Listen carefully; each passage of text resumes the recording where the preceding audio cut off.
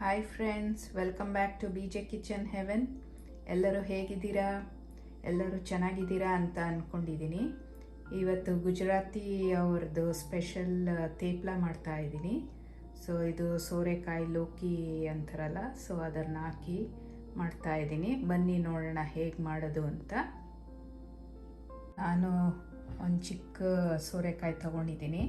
ಇದೊಂದು ಅರ್ಧ ಬೇಕಾಗುತ್ತೆ. ಅರ್ಧನ ತುರಿದಿಟ್ಕೊತೀನಿ ಸಿಪ್ಪೆ ತೆಗೆದು. ಸೊ ನೋಡಿ, ಈ ಥರ ತುರ್ಕೊಂಡಿದ್ದೀನಿ. ಅದು ಸಿಪ್ಪೆನೂ ತುಂಬಾ ಎಳೆಯದಾಗಿತ್ತು. ಸೊ ಸಿಪ್ಪೆ ಸಮೇತ ನಾನು ತುರಿದಿಟ್ಕೊಂಡಿದ್ದೀನಿ ಒಂದು ಅರ್ಧ ಸೋರೆಕಾಯಿನ. ಸೊ ಈಗ ಇದಕ್ಕೇ ಎಲ್ಲ ಮಸಾಲೆ ಪದಾರ್ಥಗಳನ್ನ ಹಾಕೋಣ. ಸ್ವಲ್ಪ ಅರಿಶಿಣದ ಪುಡಿ, ಸ್ವಲ್ಪ ಖಾರದ ಪುಡಿ ಎಲ್ಲ ಒಂದು ಅರ್ಧ ಟೀ ಸ್ಪೂನ್ ಹಾಕ್ತಾಯಿದ್ದೀನಿ. ಕಾಶ್ಮೀರಿ ರೆಡ್ ಚಿಲ್ಲಿ ಪೌಡರು, ಧನಿಯಾ ಪೌಡರು, ಜೀರಿಗೆ ಪೌಡರು, ಒಂದು ಸ್ವಲ್ಪ ಜಿಂಜರ್ ಚಿಲ್ಲಿ ಪೇಸ್ಟು,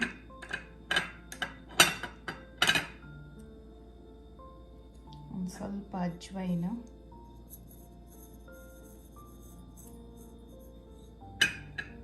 ಬಿಳಿ ಎಳ್ಳು,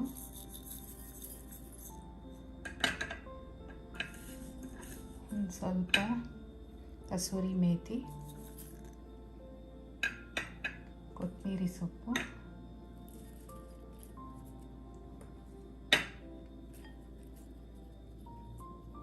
ಸ್ವಲ್ಪ ಉಪ್ಪು ರುಚಿಗೆ ಎಷ್ಟು ಬೇಕೋ ಅಷ್ಟು,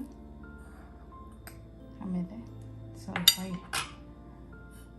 ಎಣ್ಣೆ, ಒಂದು ಸ್ಪೂನ್ ಎಣ್ಣೆ ಹಾಕ್ತೀನಿ. ಆಮೇಲೆ ಒಂದು ಸ್ವಲ್ಪ ಮೊಸರು, ಒಂದು 2-3 ಸ್ಪೂನ್ ಇದೆ. ಒಂದು ಸ್ವಲ್ಪ ಇಂಗು. ಸೊ ಇದನ್ನೆಲ್ಲ ಕಲಿಸ್ಕೊತೀನಿ.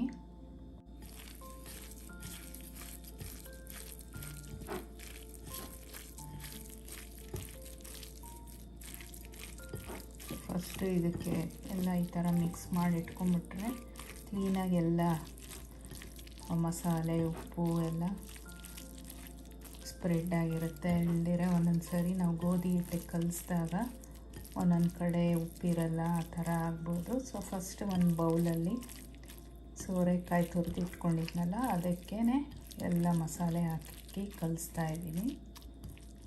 ಒಂದು ಸ್ವಲ್ಪ ಶುಗರ್ ಆ್ಯಡ್ ಮಾಡ್ಬೋದು, ಒಂದು 1/2 ಟೀ ಸ್ಪೂನು. ಸೊ ಒಂದು ಟೀ ಸ್ಪೂನ್ ಸಕ್ಕರೆ ಆ್ಯಡ್ ಮಾಡ್ತಾಯಿದ್ದೀನಿ. ಸೊ ನೋಡಿ, ಈ ಥರ ಕಲಸಿಟ್ಕೊಂಡಿದ್ದೀನಿ. ಇದನ್ನು ಗೋಧಿ ಹಿಟ್ಟಿಗೆ ಸೇರಿಸೋಣ. ಸೊ 2.5 ಕಪ್ ಗೋಧಿ ಹಿಟ್ಟು ತೊಗೊಂಡಿದ್ದೀನಿ. ಆಮೇಲೆ ಒಂದು 2 ಟೀ ಸ್ಪೂನು ಕಡಲೆ ಹಿಟ್ಟು ಹಾಕೋಣ. ಸೊ ಇವಾಗ ಇದನ್ನೆಲ್ಲ ಚೆನ್ನಾಗಿ ಕಲಿಸ್ಕೊಳ್ಳೋಣ. ಸೊ ಇದಕ್ಕೆ ನೀರೇನು ಬೇಕಾಗಲ್ಲ ಅನಿಸುತ್ತೆ, ನೋಡೋಣ. ಯಾಕಂದರೆ ಸೋರೆಕಾಯಲ್ಲೇ ಸಾಕಷ್ಟು ನೀರಿನ ಅಂಶ ಇದೆ. ಆಮೇಲೆ ಮೊಸರು ಹಾಕಿದ್ದೀವಿ. ಸೊ ಬೇಕಾದರೆ ಲಾಸ್ಟಲ್ಲಿ ಒಂದು ಸ್ವಲ್ಪ ನೀರು ಚಿಮ್ಸ್ಕೊಬೋದು. ಸೊ ಇದನ್ನು ಚೆನ್ನಾಗಿ ಕಲಸಿ ಒಂದು ಸಾಫ್ಟ್ ಡೋ ಮಾಡ್ಕೊಳ್ಳೋಣ.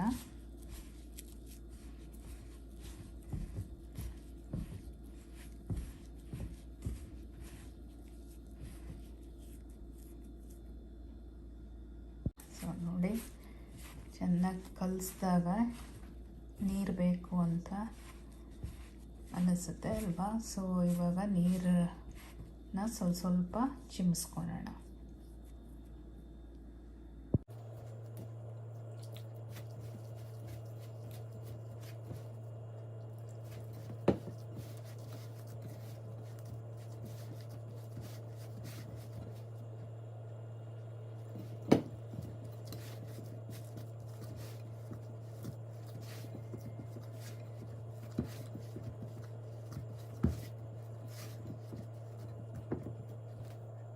ಸೊ ನೋಡಿ, ಈ ಥರ ನಾನು ಕಲಸಿಟ್ಕೊಂಡಿದ್ದೀನಿ. ಸೊ ತುಂಬ ಸಾಫ್ಟಾಗಿರಬಾರ್ದು, ಇದು ಸ್ವಲ್ಪ ಟಫಾಗಿ ಗಟ್ಟಿಯಾಗಿ ಕಲಿಸ್ಕೊಬೇಕು. ಯಾಕಂದರೆ ಸೋರೆಕಾಯಿನ ಸ್ವಲ್ಪ ಹೊತ್ತು ಬಿಟ್ಟರೆ ನೀರು ಅದು ಬಿಟ್ಕೊಳುತ್ತೆ, ಮತ್ತು ಅದು ಸಾಫ್ಟ್ ಆಗೋಗುತ್ತೆ. ಸೊ ಫಸ್ಟೇ ನಾವು ಸಾಫ್ಟ್ ಮಾಡಿಟ್ಬಿಟ್ರೆ ತೇಪ್ಲ ನಾವು ಒಸಿದಾಗ ಅದೆಲ್ಲ ಸರಿ ಬರಲ್ಲ. ಸೊ ಈ ಥರ ಒಂದು ಡೋ ತಯಾರು ಮಾಡಿ ಇಟ್ಕೊಳ್ಳೋಣ. ಸೊ ಇದಕ್ಕೆ ಇವಾಗ 1 ಸ್ಪೂನ್ ಎಣ್ಣೆ ಹಾಕೋಣ. ಸೊ ಎಣ್ಣೆ ಹಾಕಿ ಚೆನ್ನಾಗಿ ಅದನ್ನು ಇನ್ನೊಂದು ಸ್ವಲ್ಪ ಕಲಸೋಣ.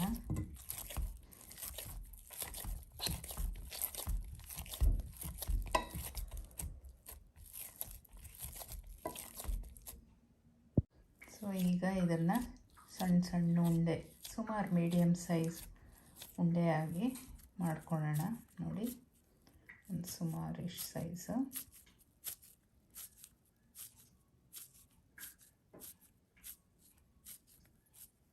ಸೊ ಇಷ್ಟು ಉಂಡೆಯಾಗಿ ಮಾಡ್ಕೊತೀನಿ. ಸೊ ನೋಡಿ, ಈ ಥರ ಚಿಕ್ಕ ಚಿಕ್ಕ ಉಂಡೆಯಾಗಿ ಮಾಡ್ಕೊಂಡಿದ್ದೀನಿ. ಇದನ್ನ ಇವಾಗ ಒಸಿಯೋಣ.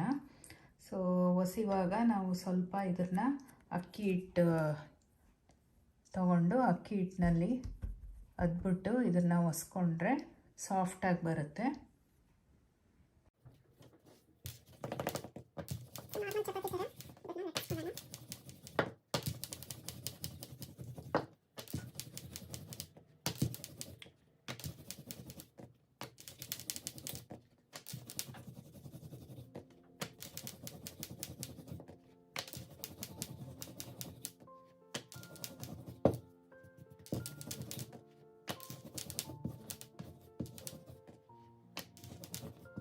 ಸ್ಟವ್ ಮೇಲೆ ಹೆಂಚಿಟ್ಟಿದ್ದೀನಿ ತವ.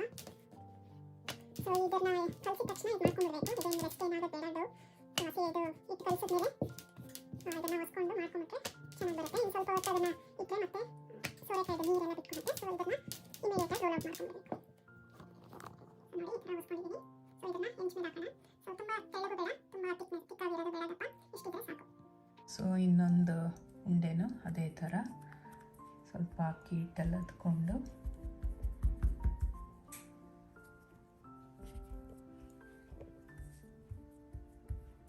ಇದನ್ನು ಒಸ್ಕೊಳ್ಳೋಣ. ನೋಡಿ, ನಾವು ಬೇರೆದು ಲಟ್ಟಿಸ್ಕೊತಾ ಇರುವಾಗ ಮಿಕ್ಕಿದ ಉಂಡೆಗಳ್ನ ಈ ಥರ ಕವರ್ ಮಾಡಿ ಇಡಬೇಕು, ಇಲ್ಲದ್ರೆ ಅದು ಡ್ರೈ ಆಗುತ್ತೆ. ಸೊ ನೋಡಿ, ಈ ಥರ ಒಂದು 4ನ ಲಟ್ಟಿಸ್ಕೊಂಡಿದ್ದೀನಿ. ಸೊ ಇದನ್ನು ಹೆಂಚ್ ಮೇಲೆ ಹಾಕೋಣ. ಈಗ ಹೆಂಚಿಟ್ಟಿದ್ದೀನಿ. ಸೊ ಚೆನ್ನಾಗಿ ಕಾದಿದೆ.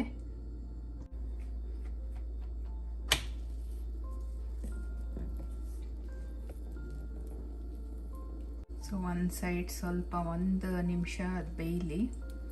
ಆಮೇಲೆ ಇನ್ನೊಂದು ಕಡೆ ತಿರುಗಿಸ್ಬಿಟ್ಟು ಆಮೇಲೆ ಎಣ್ಣೆ ಅಥವಾ ಬೆಣ್ಣೆ ತುಪ್ಪ ಏನಾದರೂ ಹಾಕ್ಬೋದು.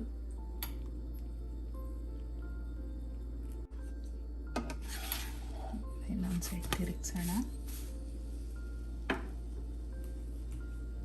ಸೊ ಈಗ ಸ್ವಲ್ಪ ಎಣ್ಣೆ ಹಾಕಬೇಕು.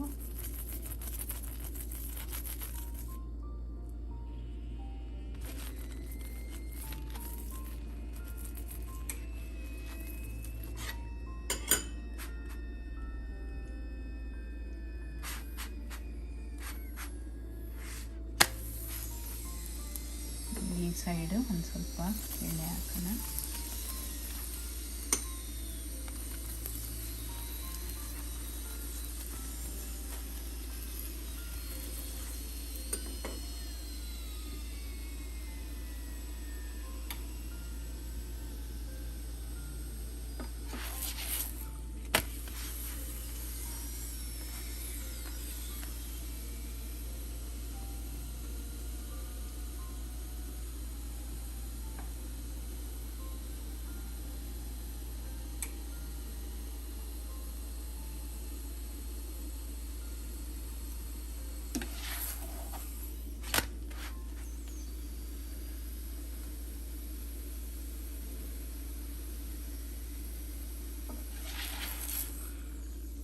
ಆಗಿದೆ, ತೆಗೆಯೋಣ.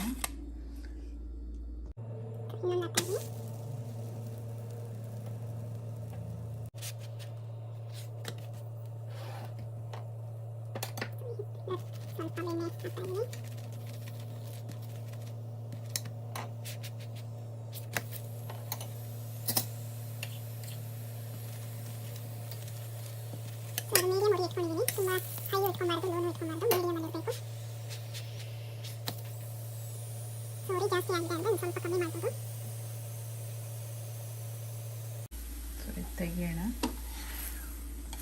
ಸೊ ಎಲ್ಲ ಬೇರೆದು ಇದೇ ಥರ ಮಾಡ್ಕೊತೀನಿ. ಸೊ ಇದು ತೆಗಿಯೋಣ.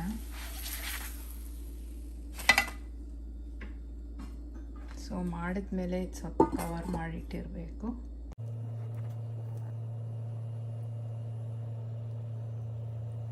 ಈಗ ಇದನ್ನ ಇನ್ನೊಂದು ಸೈಡ್ ತಿರುಗಿಸೋಣ. ಸ್ವಲ್ಪ ಬೆಣ್ಣೆ ಹಾಕ್ತಾ ಇದ್ದೀನಿ.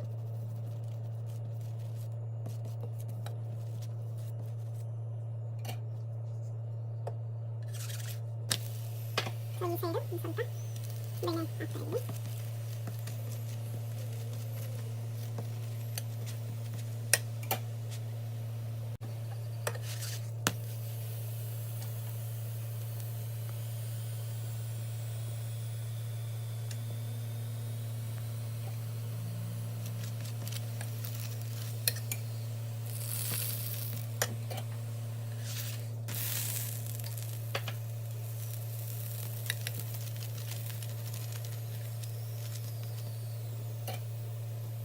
ತೆಗಿಯೋಣ.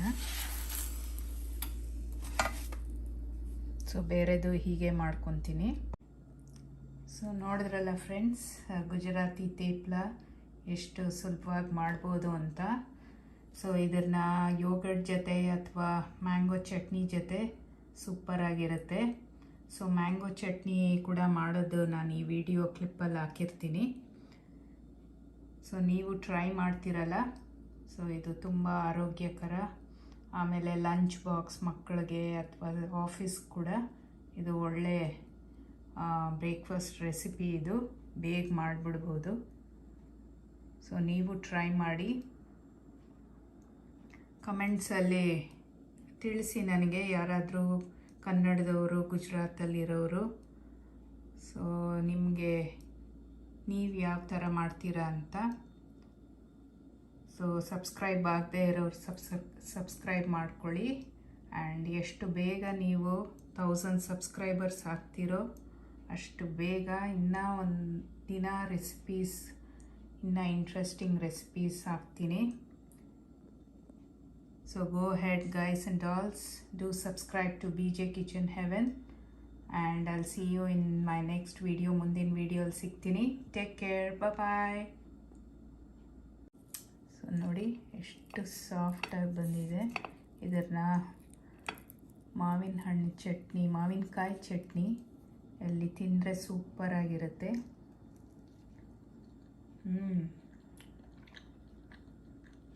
ಅದ್ಭುತ. ಸೊ ನೀವು ಟ್ರೈ ಮಾಡ್ತೀರಲ್ಲ. So see you, take care, bye. ಮಾವಿನ ಹಣ್ಣು ಹಾಕ್ತಾ ಇದ್ದೀನಿ, ಮಾವಿನಕಾಯಿ ತುರಿ.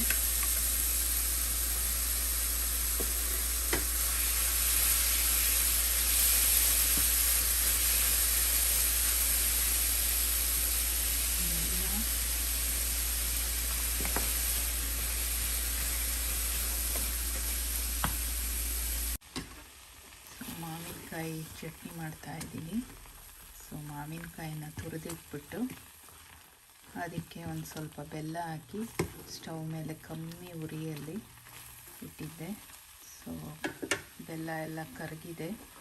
ಅದಕ್ಕೆ ಸ್ವಲ್ಪ ಬೇಸಿಕ್ ಮಸಾಲ, ಸಕ್ಕರೆ, ಉಪ್ಪು, ಒಂದು ಸ್ವಲ್ಪ ಅರಿಶಿಣದ ಪುಡಿ, ರೆಡ್ ಚಿಲ್ಲಿ ಪೌಡರು, ಆಮೇಲೆ ಕಾಶ್ಮೀರಿ ರೆಡ್ ಚಿಲ್ಲಿ ಪೌಡರು, ಆಮೇಲೆ ಸ್ವಲ್ಪ ಮೆಂತ್ಯ ಪುಡಿ ಎಲ್ಲ ಸೇರಿಸ್ತಾ ಇದ್ದೀನಿ.